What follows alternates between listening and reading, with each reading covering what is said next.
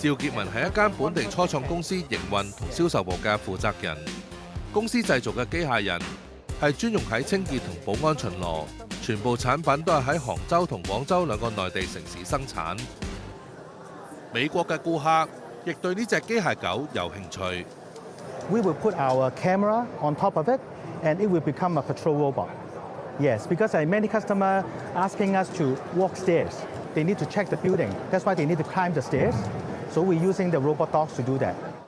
公司2023年成立，除咗本地產品，亦會賣到海外市場。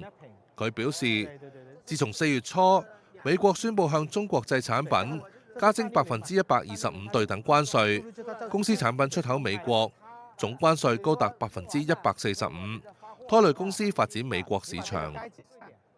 They are willing to try, product maybe from China or from Hong Kong. So they are also very excited, to import our product.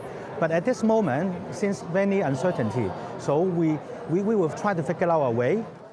依家佢正努力發展中東同亞洲市場，但長遠嚟講，佢表示仍然唔會放棄美國市場。They are looking for more advanced technology, so we try to promote our product to the US.